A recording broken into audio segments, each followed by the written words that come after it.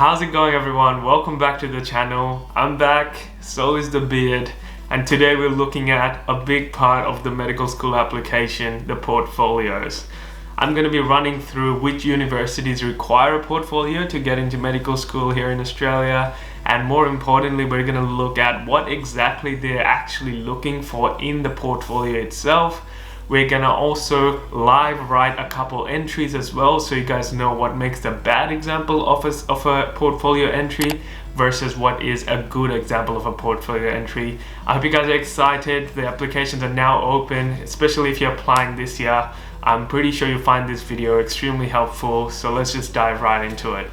Now, writing your portfolio can actually be quite a weird/daunting thing to do. Now, I'm sure you fall under one of two student archetypes. The first archetype being you're someone who's actually done a lot in their life, whether it be volunteering, extensive work experience, or you've been well traveled and you've just seen a lot of things. And you're trying to think, how am I going to talk about all of these different things in a nice, concise manner so the university really values me and values these experiences? On the other hand, you could be someone like me who hasn't done much outside of university, so maybe some volunteering here and there, maybe some casual work experience, but they're really unsure how to talk about these experiences and relate it back to the portfolio itself. Now, the good news is, regardless of which group you fall under, either you've done a lot or you've not done a lot, 50% of your portfolio, I would say, still depends on how you phrase these experiences. Yes, the universities obviously care about the nature of the experiences you've had and how long they've been going for, etc. But the way you talk about it and the things you display from a certain experience can really make or break this portfolio. This is what we're going to talk about today, how to talk about experiences so it comes across nicely to the university and they value that experience, and that leads to you getting an interview offer and, fingers crossed, a medical school offer down the line. Now, before jumping into our live writing session, let's look at which universities actually look at a portfolio. So in Australia, we're looking at the University of Notre Dame in Sydney, as well as the University of Notre Dame in Fremantle, as well as the University of Wollongong, which is also in New South Wales. So what we're looking at here are essentially two universities: the University of Notre Dame, which has two medical schools under it, and the University of Wollongong. Now, although both of these unis require a portfolio, these are actually distinct universities, each with their own values and each looking for different things in a student's portfolio. University of Notre Dame's portfolio looks at leadership experiences, service to the community, as well as other life and academic achievements. Along with your portfolio for Notre Dame, you also get to write an 800-word personal statement, but that's not going to be included in this video. I will talk about how to write a good personal statement in a future video. The University of Wollongong's portfolio is a little bit more extensive. They look at leadership, capacity to work with others, service ethic, diversity experience, high level of performance in an area of human endeavor, as well as academic experience. So as you can see already, the two universities, there's some overlap like leadership, but broadly, those are two distinct portfolios that you have to work on. Okay, that's enough of the logistics. Now let me tell you how exactly you can write a really good portfolio. So we're gonna jump onto the screen now. Okay, so what's the first thing you're gonna do? The first thing you're gonna do is do something called the experience tree. The experience tree. What does that actually mean? Now, you have done a bunch of different activities, or either some of them are actual like volunteering and relates to medicine really nicely, and some of them you're not too sure. Regardless, I want you to write down every single activity that you've done, and then next to it write down the qualities you've exhibited through it. For example, this will be a 2x2 table, so let me just do an inline table. Essentially what it's going to be is this is going to be the experience, this is going to be, the tags are going to be the qualities, so just the qualities, right? For example, like let's just say for myself, I volunteered at an aged care ward, right? So I volunteered at an aged care ward. Okay, now again, we're not writing the portfolio yet. This is literally what I've done and what I've learned. Okay, so I volunteered at an aged care ward. Now, what kind of qualities did I exhibit? For example, part of my role was to talk to a lot of patients, so communication. I was actually working quite independently. There was no supervisor. I would go in weekly and I would just do my own thing, talk to patients in my own time. So I would say that required a lot of initiative. What's something else that I learned from volunteering at an aged care ward? Empathy was a big one. I learned to empathize with people who are extremely vulnerable. And the other one was, as a volunteer, I was considered a part of the team, not obviously the treatment team, but I was part of the team at the ward. So I did learn to work with others.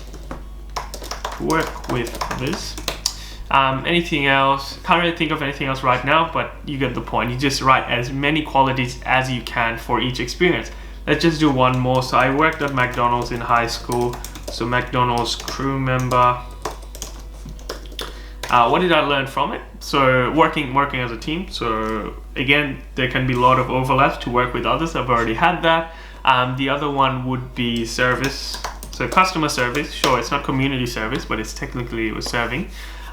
Communication again is a big one here. The other thing I would have learned would have been attention to detail, because a lot of my work sometimes required me to work alone. For example, even if it's something minute like cleaning the entire restaurant, that required a little bit of attention to detail. What else? Service, communication, to work with others, attention to detail. Okay, that's probably it. The other experience I want to talk about, and that's probably it for Marcus. Some of them are a bit of a stretch, so you could do this activity and then get rid of them if you think it's like seeming a little bit dodge. For example, the attention to details already seeming a bit dodge to me. Okay, the other one would be so I work for a tutoring company. Now this role I know would be a big one for me, because part of my role was to actually lead a team, teach them how to tutor as well as develop new content. So this is definitely where I've taken initiative. I've led a team, so leadership. I have empowering others. So I've empowered a lot of my junior tutors. So initiative, leadership, empowering others. Communication again. Spoke to parents, spoke to children, as well as just working with others. So you can see, you get the point. You fill out this table with as many experiences if you had. Even if you think a certain experience you think is like not really fitting or doesn't really feel like something that belongs to the medical school portfolio, just put it down. Okay, so now that we've done the experience tree, the next thing we have to do is actually look at each medical school and their subheadings and break those down. So for example, I'm not going to do the table, but for example, let's just say University of Notre Dame, one of their sections is leadership, right? Leadership. Now, even without looking at your table, let's do a quick brainstorm of what kind of qualities make a leader. Okay, what kind of qualities actually make a leader? So, for example, a leader communicates, so has to communicate with the team, their team, empower others, so empowering their team, empowering their team. A leader takes initiative. A leader is accountable, and a leader fosters an inclusive environment. Okay, fosters an inclusive environment. Okay, now this was just a really quick one. Obviously, there's other things that make a leader, but take your time, break down each subheading into its different qualities. Now, the final step, as you might have guessed, the final step would be literally connecting each of your experiences to the actual subheading. So I'm going to make a new column here, portfolio subsection. Okay, we're going to go, this will be a multi-select. Okay, cool. So, okay, volunteer at an aged care ward. Now, did I exhibit any leadership here? Let's look at the qualities. Communication, initiative, yeah, maybe. Empathy, to work with others. Okay, although there's one match, the initiative here, I would not put volunteering at an aged care ward under leadership, because I wasn't actually leading a team. Yeah, I took initiative, but there wasn't a team around me, it was just me. McDonald's crew member. Now, for this one, I would put leadership, because part of my role at McDonald's was to sometimes train new employees. So that's, maybe I'll put that down the bottom. But this one will be the big one where I definitely put leadership, because I literally led a team, ran content development drives. So you do this activity for each of the different subheadings, and finally you'll have a really big table with each of your experiences, what qualities you've exhibited, and then which subsection it's going in. In that way, it makes this process much more streamlined. Alright, hopefully that makes sense. Now let's look at what actually makes a good entry versus what makes a bad entry. So let's just take leadership, okay? Let's just take leadership, my specific leadership in this tutoring company. So let's first look at a bad example. So what would be a bad example of a portfolio entry if I'm talking about my tutoring experience? Okay, so for example, I could write that I worked at a tutoring company where my role was to keep the new tutors in check, making sure everyone is following the guidelines. We had weekly team meetings where I would make sure to always be on time so that I can lead by example. I successfully led the team as we received no complaints from parents that year. Like, this is definitely, don't think this was a good example and start copying this. Now this is a really bad example, okay? So what have I done here? I've told them what I do. I worked at a tutoring company where my role was to keep the new tutors in check. Already there's some negative connotations here. It sounds like I'm really micromanaging, making sure everyone is following the guidelines. Now, following the guidelines, like, no one actually cares about that. It's not the fact that you're keeping tutors in check. Leadership is more than that. Weekly team meetings, again, random logistical thing. No one cares. I would be on time so that I can lead by example. Now that's a really random thing to lead by example by. There's better things that I could have talked about. I successfully led the team. How? As we received no complaints from parents that year. Now that's not a reflection of my leadership. That's probably a reflection of how good the tutors were. Okay, so this is a really bad example. Definitely not one that will land me a place. Now let's look at the same experience. What would that look like in a good, as a good entry? Okay, let's see. Let's say I have been leading a team of junior tutors at a tutoring company for the past 3 years. So exhibiting how long I've been doing this, past 3 years. In this role, I have learned to appreciate, so I'm showing personal development. So this is a really big part of the statement, showing personal development. I've learned to appreciate the importance of mentorship and empowering new tutors to take initiative. So I've already told them what I've done and I've grown. I've still got some characters left, so I'm going to keep going.